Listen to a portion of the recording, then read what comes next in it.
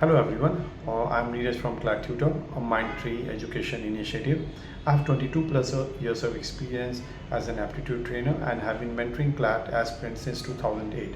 Through this channel, my goal is to simplify important current affairs and help you prepare smartly for CLAT. Today's topic is BRICS.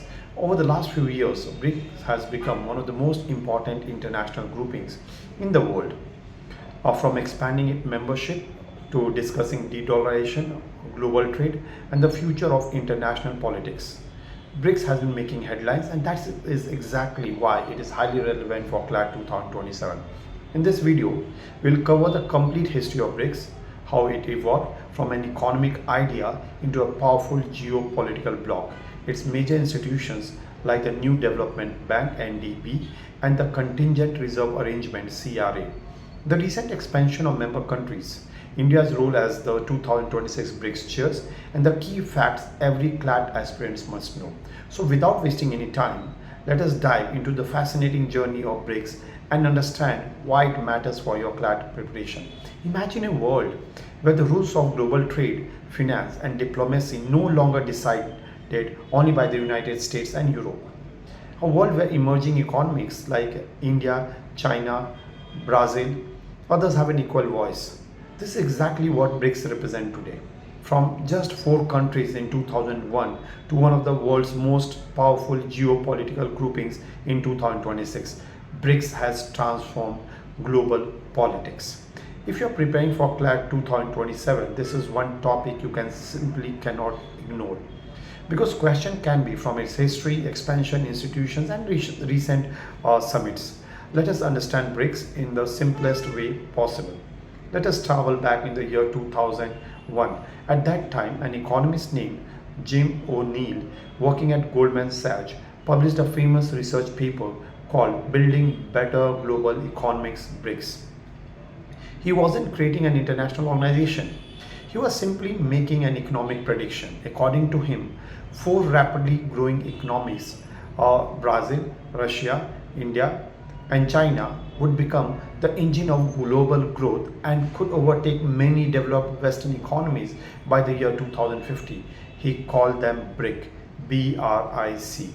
Interestingly, what started as an economic theory eventually became one of the world's most influential geopolitical alliances. 5 years later, in 2006, something remarkable happened. The foreign ministers of Brazil, Russia, India, and China met during the United Nations General Assembly in New York. This was the first official diplomatic meeting. 3 years later, in June 2009, the first BRICS Summit was held in Russia. This was no longer an economist idea. It has become an international platform.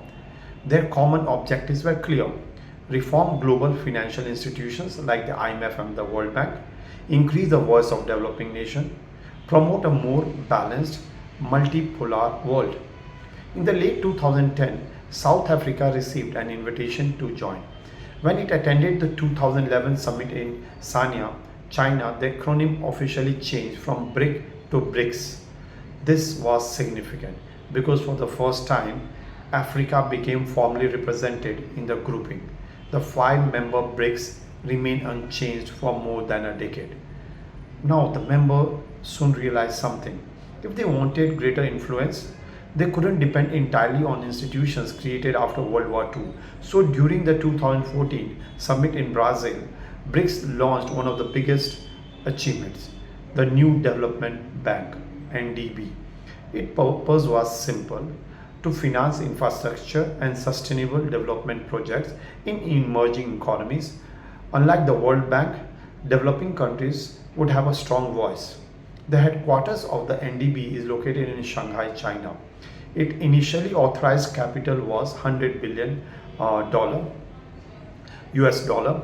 Alongside the NDB, BRICS also created another important mechanism, Contingent Reserve Arrangement (CRA), also worth $100 billion.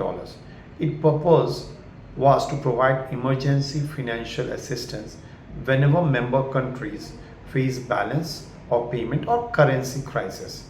For CLAT, remember two institutions, NDB and CRA, become very, very important. So you should always pay attention. Now, why did BRIC become so important? The BRICS is much more than an economic hub club. Together, its members account for nearly half of the world's population, a substantial share of global GDP, some of the world's largest producer of oil, gas, food grains, and critical minerals. Its major objectives include promoting South-South cooperation, reforming global governance, increasing trade among developing countries, encouraging local currency trade, reducing excessive dependence on the US dollar, which is de-dollarization, supporting a multipolar world order. Now let us go with the its historic expansion. For more than 12 years, BRICS had only 5 members. Then came the historic Johannesburg Summit of 2023. The organization announced its biggest expansion ever. Initially, 6 countries were invited. However, Argentina later withdrew after a change in government. From January 2024, 4 countries officially became full members: Egypt, Ethiopia, Iran, and United Arab Emirates. Saudi Arabia accession remains a special case. Some official BRICS documents list Saudi Arabia among members, but the country has not formally completed accession according to the multiple reports. This is exactly why different sources sometimes mention 10 members and other mentions 11 members. For CLAT examinations, always read the wording of the questions carefully. This will help us to solve questions. Then in 2025, another major economy joined, Indonesia, making BRICS a 10-member grouping with representation from South America, Europe, Asia, Africa, and Middle East. The 2025 Rio Summit also introduced a new category called partner countries, allowing countries such as Belarus, Bolivia, Cuba, Kazakhstan, Malaysia, Nigeria, Thailand, Uganda, Uzbekistan, and Vietnam to deepen cooperation without becoming full member. Now, India's presidency, let us talk about this once again. Is very, very important thing, because India officially assumed BRICS chairmanship on 1st January 2026, succeeding Brazil. So 18th BRICS Summit is scheduled to be held in New Delhi from 12th to 13th September 2026. Before the Leaders Summit, BRIC minister met in Delhi during May 2026 to prepare the agenda. Now remember, India has previously hosted BRICS Summit in 2012, 2016 and 2021. And 2026 will be India's 4th time hosting the summit. Remember, 4th time. As of on July 2026, the host country for 2027 BRICS Summit has not yet been officially announced. Now, let us quickly revise the most important facts.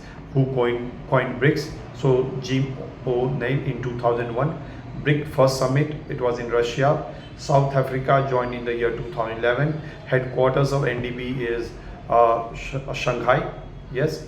Current full members, you can go through that. It is Brazil, Russia, India, China, South Africa, Egypt, Ethiopia, Iran, UAE, Indonesia, and there are other partner countries also like Belarus, Bolivia, Cuba, Kazakhstan, Malaysia, Nigeria, Thailand, Uganda, Uzbekistan, and Vietnam. All this list is given, and we are going to share PDF note, so you don't need to worry. You can just go through that PDF notes and try recalling all those data. Remember, 2026 summits, it is going to happen in New Delhi, India. Now understand, BRIC has evolved from a term coined in an economic research paper into one of the world's most influential geopolitical grouping. Its rise reflects a broader shift in global power from a world dominated by a few developed economies to one where emerging nations seek a greater role in shaping international institutions, trade, finance, and diplomacy.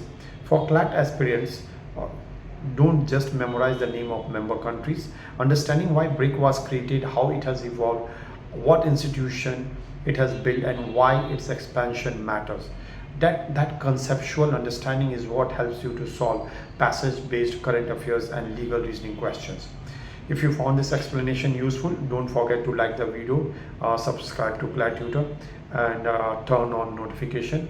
In the next episode, we are going to talk about SCO, Shanghai Cooperation Organizations. Last year there was a question in CLAT. We'll talk about its evolution and other details. Alright, so until then, keep reading, keep questioning, and keep preparing with CLAT Tutor. Thank you.